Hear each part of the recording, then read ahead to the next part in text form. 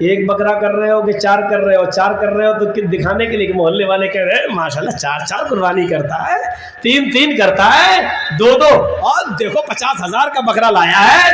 اچھا اس بکرے کی کھال پہ اللہ لکھا ہوا تو 3 لاکھ کا لایا ہے۔ کبھی اپنے آپ کو برباد مت کرنا، اللہ لکھا تو 3 لاکھ کا لے آؤ، یہ کوئی چیز ہے نہیں، اس کی کوئی حیثیت نہیں ہے، یہ تو اللہ کی قدرت ہے۔ کسی کھال پر اگر لکھاوٹ میں اللہ آ جائے تو اس کا یہ مطلب نہیں ہے کہ اس کی قیمت 3 لاکھ دے دو 4 لاکھ دے دو۔ کھال کہاں جائے گی؟ کھال تو وہیں جانا ہے جہاں جائے گی۔ کھال لے کے آپ کیا کریں گے؟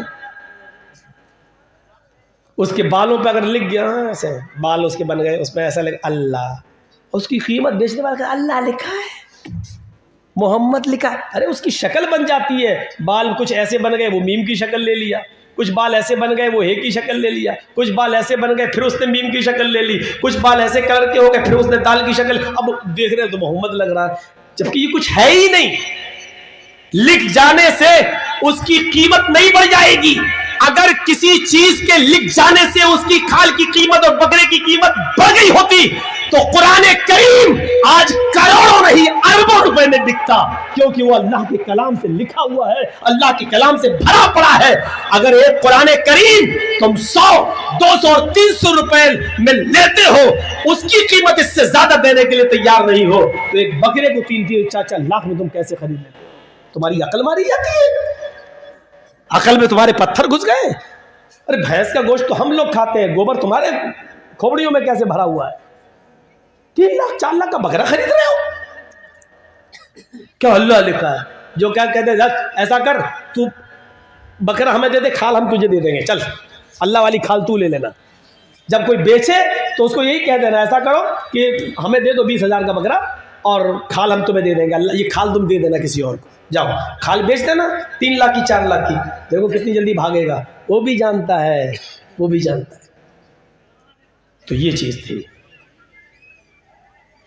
ایک اور حدیث سنا دوں آپ کو، اذا التقى المسلمان بسيفيهما فالقاتل والمقتول في النار، جب 2 مسلمان تلواریں لے کر باہر آ جائیں اور دونوں ایک دوسرے کو مارنا چاہیں، یہ بھی مارے یہ بھی مارے، یہ بھی تلوار چلائے یہ بھی تلوار چلائے۔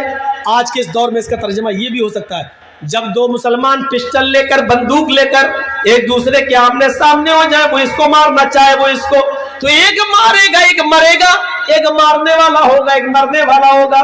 اللہ کے نبی فرماتے ہیں فالقاتل والمقتول فی النار، قاتل بھی جہنم میں جائے گا، مقتول بھی جہنمی، قتل کرنے والا بھی جہنم میں جائے گا، اور جس کو قتل کیا گیا وہ بھی جہنم میں جائے گا۔ پوچھا گیا اے اللہ کے نبی قتل ہونے والا جہنم میں کیوں جائے گا؟ وہ تو بیچارہ مارا گیا ہے، وہ تو قتل ہوا ہے، اس نے مارا تھوڑی ہے، وہ تو قتل کر دیا گیا ہے، وہ جہنم میں کیوں جائے گا؟ وہ تو مارا گیا ہے۔ اللہ کے نبی اس کا جواب کیا دیتے ہیں؟ جس کو قتل کیا گیا وہ بھی جہنم میں جائے گا، اور وہ اس لیے جائے گا انہو کان حریصا علی قتل صاحبی، کیونکہ اس کے دل میں بھی یہ نیت تھی کہ میں اپنے بھائی کو قتل کر دوں، میں اس کو مار دوں۔ اگرچہ مار نہیں پایا لیکن نیت تو تھی مارنے کی، نکلا تو تھا تلوار لے کے مارنے، نکلا تو تھا بندوق لے کے مارنے، لیکن موقع نہیں لگ سکا، مر گیا، مار نہیں پایا، لیکن نیت تھی مارنے کی، اس لیے وہ بھی جہنم میں جائے گا۔ تو معاملات نیت پر ڈیپینڈ کرتے ہیں۔ نماز پڑھو، روزہ رکھو، نیت اچھی ہونی چاہیے، عبادت کرو تو نیت اچھی ہونی چاہیے، خالصۃ للہ ہونی چاہیے، ایک اللہ کی عبادت ہونی چاہیے، اور اس میں نیت ہماری اچھی ہونی چاہیے۔ میرے بھائیوں 1:20 ہو چکے ہیں، میں نے 2 گھنٹے اپنے کر دیے ہیں۔ اللہ سے ہم دعا کرتے ہیں کہ بار الہ ہمیں عبادت کرنے کی توفیق عطا فرمائے، ہمیں عبادتوں میں نیت اچھی کرنے کی توفیق عطا فرمائے۔ بار الہ ہم تجھ سے دعا کرتے ہیں کہ ہمیں ہماری عبادت کی اصلاح کرنے کی توفیق عطا فرما، جب تک تو ہمیں زندہ رکھ، اسلام میں زندہ رکھنا، جب ہمارا خاتمہ ہو تو ہمارا اللہ ایمان پر خاتمہ فرمانا۔ بار الہ جو بیمار ہیں ان کو شفاء کاملہ اور عاجلہ عطا فرما۔ بار الہ جو ہاسپٹلز میں ایڈمٹ ہیں ان کی دواؤں میں صحت و تندرستی کوٹ کے بھر دے۔ وما علینا الا البلاغ المبین، وآخر دعوانا الحمد للہ رب العالمین۔ السلام علیکم ورحمۃ اللہ وبرکاتہ۔ آپ لوگوں سے بہت ہی مؤدبانہ گزارش ہے کہ مدرسے کا تعاون چل رہا ہے، آپ دے بھی چکے ہوں گے، کچھ میرے ذریعے بھی ہو جائے تو بہتر ہے۔ میں 8:30 تک میں یہاں ہوں، 7 منٹ بیٹھوں گا، مجھے لا کر دینا چاہے تو میرے ہاتھ میں دے دیجئے، مصافحہ کر لیجئے اور اس ادارے کے لیے بڑھ چڑھ کر حصہ لیجئے، اور دیکھتا ہوں آپ کو عبادت کرو تو نیت سے کرو۔ قیامت کے دن کون کالا کون گورا نہیں دیکھا جائے گا۔ ان اللہ لا ينظر الى اجسامکم ولا الى صورکم ولکن ينظر الى قلوبکم۔ قیامت کے دن اللہ تعالیٰ تمہاری شکلوں کو، تمہاری صورتوں کو نہیں دیکھے گا، ولا الى صورکم، تمہاری شکلیں نہیں دیکھے گا، تمہارے جسم نہیں دیکھے گا۔ کتنے بڑے باڈی بلڈر ہو، او فلمی دنیا کے ہجڑوں کی طرح تمہاری باڈی ہے کہ نہیں؟ نام لینا ضروری تھوڑی ہے۔